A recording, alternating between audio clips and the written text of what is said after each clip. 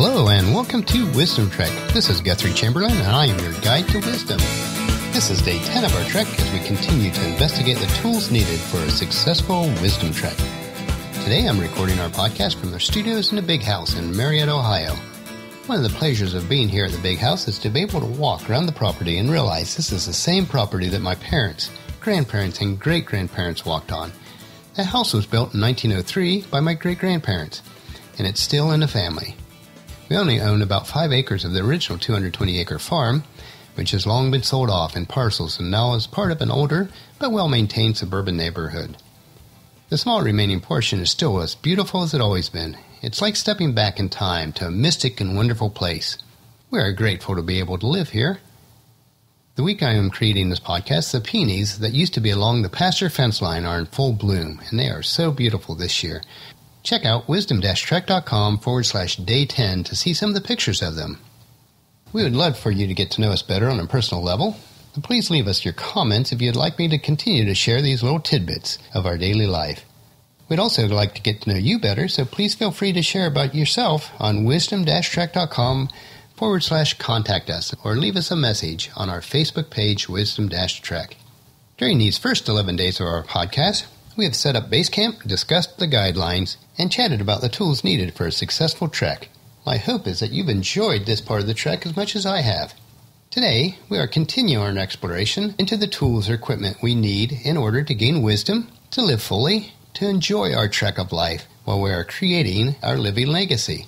Our wheel analogy is nearing completion as we once again consider love as the hub of the wheel and the remaining tools or attributes as the spokes stemming from that round, perfect hub. So far, we've inserted the spokes of joy, peace, patience, kindness, goodness, faithfulness, and gentleness. In our second analogy of love being the backpack for our trek, we only have one last tool or attribute to complete the set. I hope that these analogies help you to understand the importance of each of these traits. The remaining spoke in our wheel, or in our second analogy, the tool in our backpack, is self-control. As with the previous attributes, self-control is referred to in the Bible as the fruit of the Spirit.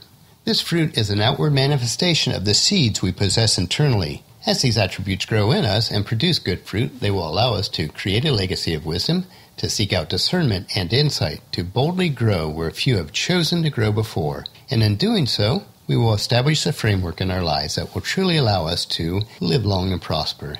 So on to our final attribute or tool, which is self-control. Self-control. It is not by coincidence that self-control is the last attribute on the listing of the fruit of the Spirit. Just as love is the hub of the wheel analogy, self-control can be compared to the rim of that same wheel. If we look at the second analogy of love as our backpack, then self-control would be the drawstring or its clasp that keep the other tools in place. Self-control applies to all areas of life, but for our time together today, we will focus on the attributes or tools that we've been exploring over the past few days. In order to gain wisdom and create a living legacy, our lives must be rooted in love. On the other end of the spectrum, all of these 7 middle attributes or tools require a measure of self-control in order for them to have a positive and lasting impact on our lives and the lives of others. Let's think about each of the 7 attributes between love and self-control.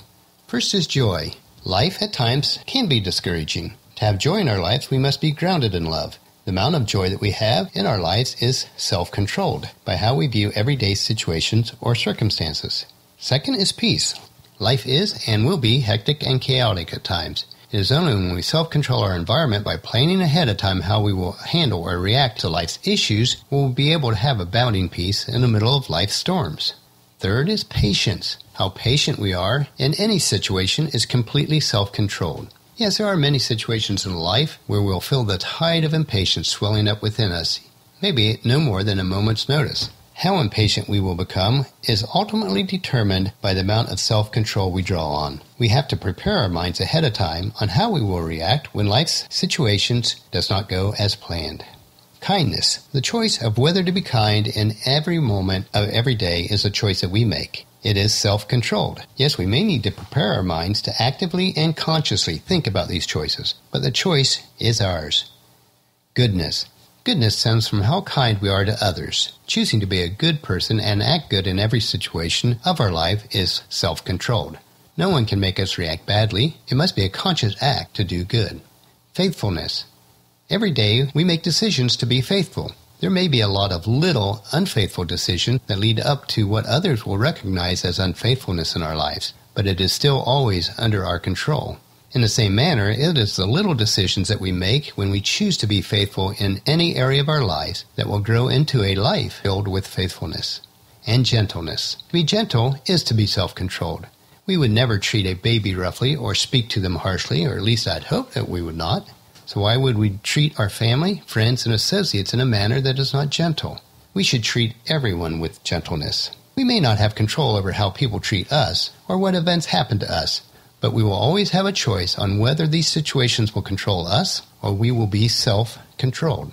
Long term, the only way people or events can control us is if we've given them permission to control our lives. As we will look at quite often on our Trek for Wisdom, all actions are first controlled by our thoughts. Even when we make stupid, apparently mindless decisions, as I certainly do from time to time, these decisions are based on what we've allowed into our minds previously. If we don't control what we think about, then we can't control what we do.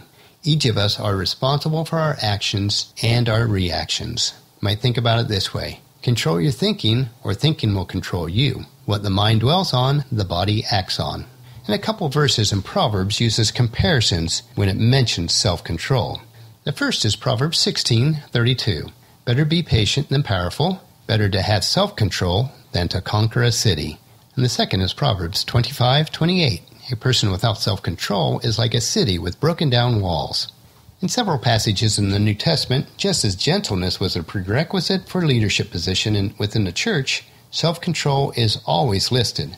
This is true in any type of organization. Leaders must have self-control in all areas of life. A lack of self-control in one area is a precursor to a lack of self-control in other areas of life, even when it's not immediately evident. Self-control is difficult, but achievable. Ultimately, it all begins in our minds, but it always ends in our actions. Wayne Dyer put it this way: we cannot always control what goes on outside of us, but we can always control what goes on inside. Well, we could go on with self-control for many days, and we will touch on it many times in our trek. But for today, that is a large enough nugget of wisdom to digest. This is our last day on the 9 tools that we've talked about in the fruit of the Spirit. If you haven't completed the 9 tools self-assessment to see which attributes in your life that need a little bit more nourishment or cultivating without ignoring the existing strong points, I certainly encourage you to do so. That'll finish our podcast for today. Tomorrow we will look at the 7 columns or pillars of wisdom. Please check into camp tomorrow for another day of Wisdom Trek, Creating a Legacy.